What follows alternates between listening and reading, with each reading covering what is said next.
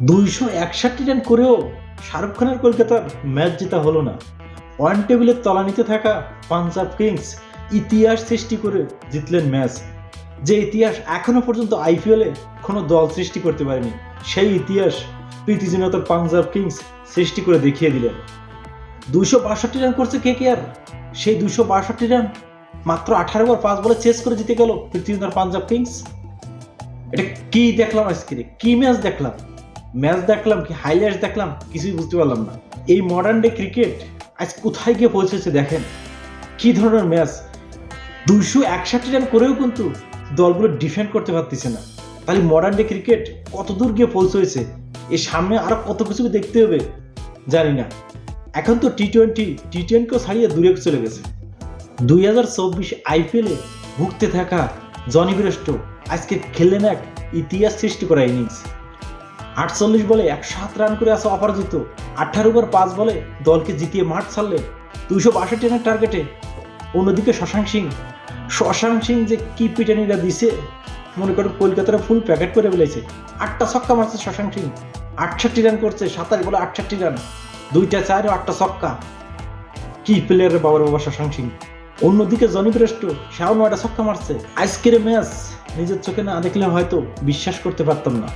আজকের ম্যাচ দেখছি কি হাইলাইট দেখছি কিছু বুঝতে পারিনি। আজকে পাঞ্জাব কিংসের ক্যাপ্টেন স্যাম কুরান প্রথমে টসে জিতে কিন্তু ফিল্ডিং করার সিদ্ধান্ত নেয়। জবে ব্যাট করতে এসে কেকেআর ওপেনে নামে সুনীল নারিন ও ফিলিপ সল্ট এবং সুনীল নারিন মনে করেন এসেই উড়ো ধরা খেলা শুরু করে। কি পিটানি বলে। কলকাতা প্রথম পাওয়ার প্লেতে কিন্তু 71 রান তোলে, তারপরে কিন্তু আরো ভয়ঙ্কর রূপে ধারণ করে কলকাতা। 138 এর মাথায় 32 বলে 71 রান করা নারিন কিন্তু সাজগড়ে ফেরার আগে নারিন 9-4 ও 4 ছক্কার সাহায্যে 32 বলে 71 রানের টর্নেডো ইনিংস খেলেই টেবিলে যায়। অন্যদিকে ফিলিপ সল্টের ঝড় কিন্তু চলতেই থাকে। শেষ পর্যন্ত ফিলিপ সল্ট আউট হয় 37 বলে 75 রান করে, 6টা ছক্কা 6টা 4 ছিল তাই ইনিংসটি সাজানো। তারপরে ব্যাটিংয়ে নামে ভেঙ্কটেশ আয়ার ও অ্যান্ডে রাসেল। দুজনই কিন্তু ব্যাটিং তাণ্ডব চালাতে থাকে, তাদের ব্যাটিং তাণ্ডব চলতেই থাকে। শেষ পর্যন্ত অ্যান্ডে রাসেল 12 বলে 24 রান করে আউট হয়ে যায়। ভেঙ্কটেশ আয়ার লাস্ট পর্যন্ত 24 বলে 39 রান করে অপরাজিত থাকে।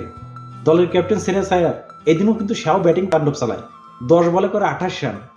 মোটমাট Philip Salt, Sunil Narine, Andre Russell, Venkatesh Iyer, Shreyas Iyer, এই 5 জনের ব্যাটিং জড়ে কলকাতা 20 ওভারে বোর্ডে তোলে 261 রান।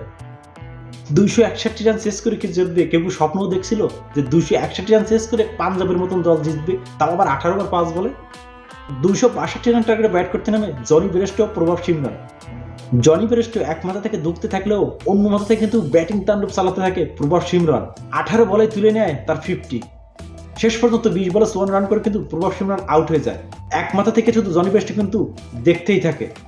প্রভাব সিমরন যখন আউট হয়ে যায় তখন ব্যাটিংয়ে নামে রিলে রুশো। তখন ব্যাটিং তাণ্ডব শুরু হয় জনি ব্রেস্টোর। একের পরে এক ছক্কা সারিয়ে মনে করেন বল শুধু বাউন্ডারিতে, মনে হচ্ছে হাইলাইটস দেখতেছি।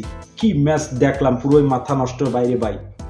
জনি ব্রেস্টো খেলছে এক হার না মানা অনবদ্য ইনিংস। আজকের ম্যাচের জয়ের নায়ক, আজকের মাত্র ম্যান অফ দ্য ম্যাচ। 48 বলে 107 রানে অপরাজিত আছে, 8টা 4 ও 9টা ছক্কা মারছে। অন্যদিকে রিলে রুশো বেশি একটা সুবিধা করতে পারে, 16 বলে 22 রান করে আউট হয়ে যায়। তারপরে ব্যাটে আসে শশাঙ্ক সিং। এই বাকি ইতিহাসটুকু সম্পূর্ণ করছে শশাঙ্ক সিং, জনি ব্রেস্টো। যে ইতিহাস আজকে সৃষ্টি করছে, এই ইতিহাসের মহানায়ক 3 জন আজকের পাঞ্জাব কিংসের, প্রভাব সিমরন, জনি ব্রেস্টো ও শশাঙ্ক সিং। উড়োদড়া ব্যাটিং। কলকাতার বোলিং যে আজকের পিটিআই ফুল ফানি খাওয়াইছে। কলকাতা যে স্ট্রাইক আজকে বাদ দিছে, কলকাতা বুঝতে পারছে স্ট্রাইকটা বাদ দিলে কি হয়। স্ট্রাইক মার খেলেও স্ট্রাইক ফিরিয়ে আসার ক্ষমতা রাখে, কিন্তু আজকে স্ট্রাইকটা বসায় কলকাতা ভুল করছে।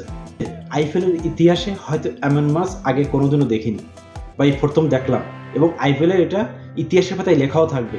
আর এর পরবর্তীতে আরও কত কি যে হবে এই 2024 আইপিএলে তা জানি না। এই গঠন শুরু করছে হায়দ্রাবাদ, আর শেষ করবে কোন দল তাও জানি না। কি হচ্ছে আইপিএল এই বছর 2024 আইপিএল? 261 রান, সেটাও ডিফেন্ড করতে পারলো না কলকাতা হেরে গেল।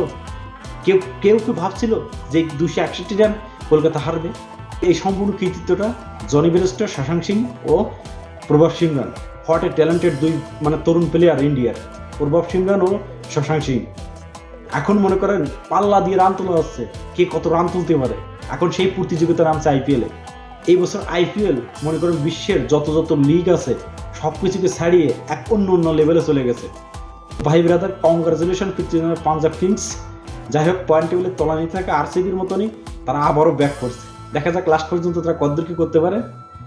আশা করি কলকাতা আবারও ব্যাক করবে। ধন্যবাদ সবাইকে, ভালো থাকবে।